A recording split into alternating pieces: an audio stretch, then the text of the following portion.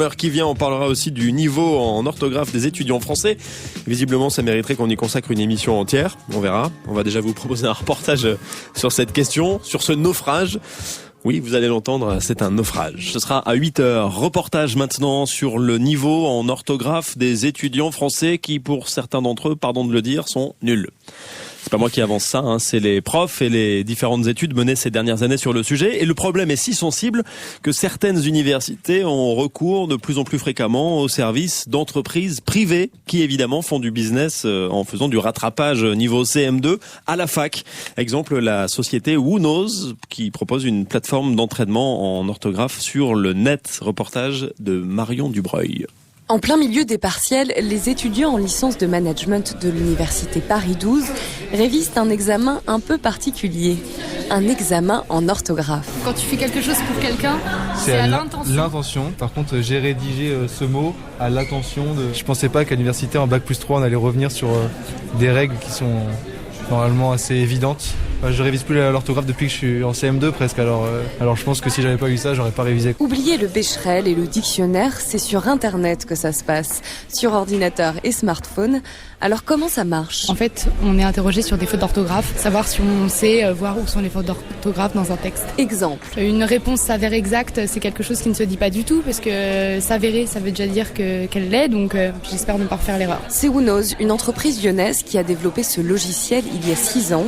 Et pour attester du niveau des étudiants en orthographe, elle organise même un examen, une sorte d'équivalent du TOEFL qui évalue aujourd'hui le niveau en anglais des étudiants.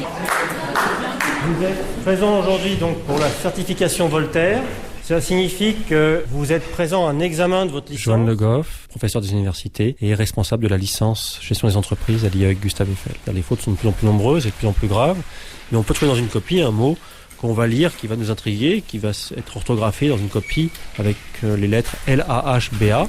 Et quand on lit ça, quand on corrige une copie, on comprend pas ce que signifie ce mot. Il faut le lire une première fois à voix basse, là-bas, et puis à voix haute pour comprendre que l'étudiant a voulu dire là-bas. Mais il y a un vrai souci qui peut peut-être être réglé par ce test qui permet de sensibiliser, d'attirer l'attention sur cet aspect de l'expression écrite qui est souvent un peu laissé de côté par les étudiants qui se focalisent sur le contenu et pas trop sur la manière d'écrire. Et la note est salée pour l'université, 6 000 € par an pour 200 élèves. Et pour Who Knows, ça marche. En 2 ans, l'entreprise a quasiment doublé son chiffre d'affaires pour atteindre 2 millions d'euros en 2013.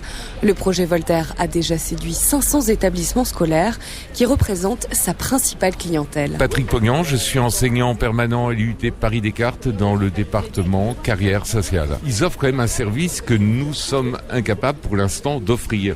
Le logiciel projet Voltaire, c'est un système expert. Bon, c'est une question d'argent après, il faut qu'on trouve des budgets. L'université est pauvre, mais quand même, je crois qu'on ne peut plus continuer à diplômer des jeunes gens Bac+2 qui conjuguent les adjectifs. Je trouve que projet Voltaire est une solution. Une solution qui ne plaît pas à tout le monde. Claire Delin, professeure d'expression à l'université Pierre et Marie Curie, a préféré s'en passer. Pour 2 raisons. C'est parce que c'est ciblé orthographe et qu'on ne peut pas envisager la langue qu'à travers l'orthographe, premier point. Deuxième point, c'est un organisme privé et que bien évidemment dans le cadre d'une institution publique, on trouve un peu dommageable de devoir passer par une institution privée. Que ça plaise ou non, université, lycée, collège, le projet Voltaire fait son nid au cœur de l'éducation nationale avec une nouvelle cible, les élèves de CM2.